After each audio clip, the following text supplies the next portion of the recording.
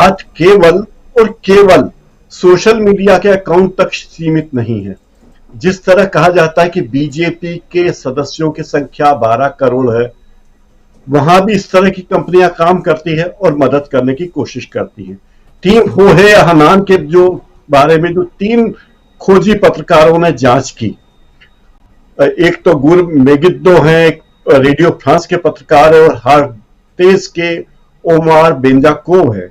इन तीनों पत्रकारों ने खोज की और पहले पता है कि मोदी इन इजराइल, एक स्रोत उन्हें मिला कि मोदी जी जब इजराइल जाते थे तो क्या थे, और ये कंपनी मोदी इन इजराइल पर क्या कर रही है। तो उन्होंने मेगिद्दो नाम के एक पत्रकार ने, नाम में शायद कुछ उच्चारण अलग हो सकते हैं, उन्होंने इस मामले में पूरे एक ऑपरेशन का रूप दिया और इस कंपनी के सीईओ के बारे में पहुंचे और कहा कि हम अफ्रीका के कुछ लोग हैं और आपसे व्यापारिक कुछ मदद चाहते हैं, हम अपने काम धंधे के बारे में जानना चाहते हैं, बताइए क्या होता है।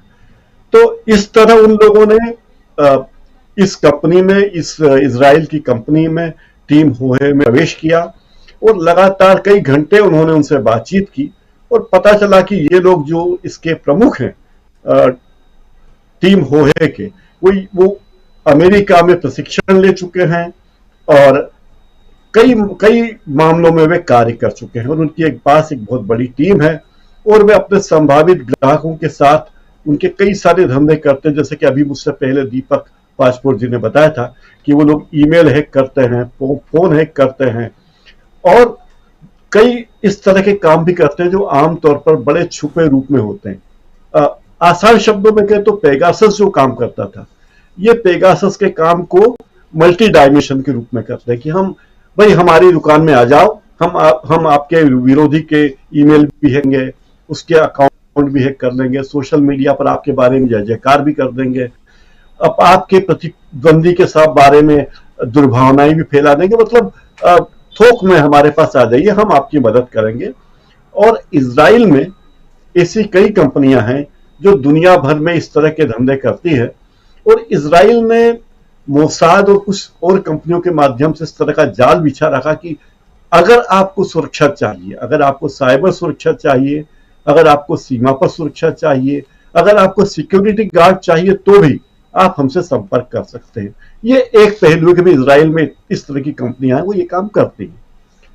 दूसरा पहलू यहां आकर चमत्कृत करने वाला है और सोच में डालने वाला है कि जब मोदी जी इजराइल जाते हैं और बार बार इजराइल जाते हैं, उनके साथ भारत के कुछ उद्योगपति भी जाते हैं, अजीत डोभाल भी उनके साथ या आगे पीछे जाते हैं, तो वे वहां की इन कंपनियों से क्या बात करते हैं। वो उन कंपनियों से कहते हैं कि आप हमारे देश में, हम प्राइवेट सेक्टर में सुरक्षा के उपकरण बनाना चाहते हैं, आप उनकी मदद कीजिए।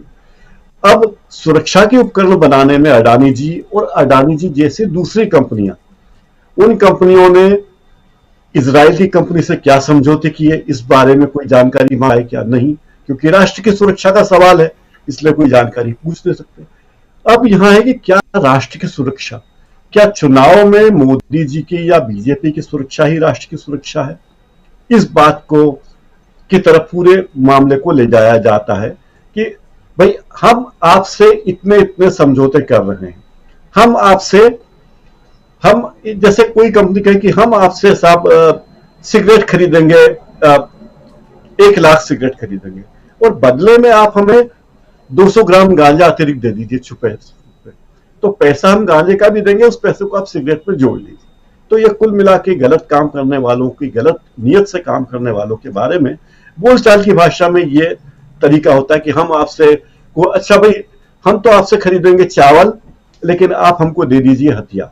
ये इस तरह की बातें होती है और इसमें अब मुझे ऐसा लगता है कि हमारी सरकार को, हमारे आला कमान को या हमारे देश के मुखियाओं को हमारी सरकारी एजेंसी में भरोसा है नहीं। क्योंकि अगर सरकारी एजेंसी विदेश से, अगर भारत के हिंदुस्तान एरोनॉटिक्स लिमिटेड या भेल इजराइल से ऐसा समझौता करेंगे कि हम देश में हथियार बनाएंगे, आप हमसे समझौता करो, तो उन कंपनियों के साथ इस तरह के समझौते नहीं हो सकते कि आप ऑपरेशन करो, बताओ कि हमारे विरोधी क्या कर रहे हैं, उनके ईमेल हैक करो। सरकारी एजेंसियां तो ये काम कर नहीं सकती, इसलिए प्राइवेटाइजेशन बहुत जरूरी है और प्राइवेटाइजेशन के भरोसे काम हो सकता है। पूरे मामले की बुनियाद दो चीजों पर टिकी हुई, एक है धोखा और दूसरा है गोपनीयता। ये धोखा और गोपनीयता के बहाने सरकार को बेजा फायदा पहुंचाने, राजनीतिक लाभ लेने और एक तरीके से देश का धन गुप्त रूप से दूसरे देश में भेजने के काम है। अगर सुरक्षा के भारत में अलग से प्रतिरक्षा उत्पादन विभाग, जिसका काम है प्रतिरक्षा के काम में आने वाले तमाम हथियार, गोला बारूद, वाहन, इन सब का निर्माण करना, उन सब के होते हुए अगर आप प्राइवेट सेक्टर में जाते हैं तो उनके साथ मामले पे शक की गुंजाइश हो सकती है। लेकिन उन पत्रकारों को वाकई बधाई देना चाहता हूं जिन्होंने ऐसी कंपनी की गोपनीयता के बारे में पता लगाया और उसे उजागर किया। जो व्यक्ति हनान है वो अमेरिका में नोरिएगा और वाशिंगटन डीसी कंसल्टेंसी फर्म में भी बहुत सारे पदों पर काम कर चुके हैं। ये गार्जियन की रिपोर्ट के मुताबिक मैं बात कर रहा हूं, क्योंकि मैं तो वहां गया नहीं, लेकिन गार्जियन ने अपनी रिपोर्ट में ये बात भी बताई है कि ये दुष्प्रचार और हैकिंग ऑपरेशन के मामले में ये कंपनी बहुत आगे है और दुष्प्रचार के साथ साथ बहुविध प्रचार भी शामिल हो सकता है। जिस तरह से सोशल मीडिया अकाउंट में फेक अकाउंट खोलने का शामिल है। अगर आप इसी तरह देखेंगे कि हमारे माननीय प्रधानमंत्री का जो ऐप है, नमो ऐप, आप अपने मोबाइल में देखिए, मेरे मोबाइल में ऐप है, तो उसमें बताएगा कि प्रधानमंत्री नरेंद्र मोदी जहां जाते हैं वे उसके बारे में सारी जानकारियां इस ऐप पर रहती है। तो मोदी जी जब चीन में जाते हैं तो चीनी भाषा में ट्वीट करता है, जब मोदी जी जर्मनी जाते हैं तो जर्मन भाषा में उनके नाम पर ट्वीट होता है। अगर वे जर्मनी में है और जर्मनी में कोई घटना होगी तो वो उसके बारे में ट्वीट करते हैं उस भाषा में। तो ऐसे कोई हमारे प्रधानमंत्री इतने बहुभाषी तो है नहीं।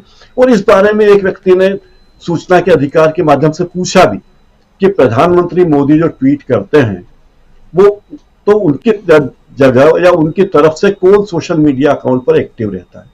तो ऑफिशियल जवाब यह दिया गया है कि प्रधानमंत्री मोदी अपने सोशल मीडिया अकाउंट खुद हैंडल करते हैं, कोई और उनकी ओर से हैंडल नहीं करता। लेकिन सवाल यह है कि क्या प्रधानमंत्री नरेंद्र मोदी को हिब्रू भाषा आती है, क्या प्रधानमंत्री मोदी जी को जर्मन भाषा आती है, क्या उनको चीनी भाषा आती है। तो ये सारी बातें संदेह के घेरे में। कुल मिलाकर ये जो प्रकरण हुआ है, इससे बीजेपी के बारे में लोगों को जो गलतफहमियां थी वे दूर होंगी और यह भ्रम भी दूर होगा कि जो 12 करोड़ लोग बीजेपी के सदस्य, आखिर ये क्या बात है कि आप एक मिस कॉल दे दीजिए और मेंबर बन जाइए हमारी पार्टी का। ये क्या बात है। और ऐसे मिस कॉल करके अगर कोई एक ही व्यक्ति के पास 5 फोन है और वो 5 फोन से मिस कॉल कर रहा है तो 5 मेंबर बन गए। तो इस तरह की चीजें हैं जो प्रचार और दुष्प्रचार दोनों के काम आती है और सामने वाले व्यक्ति के प्रचार में बाधा डालने के काम भी आती है। राजीव जी।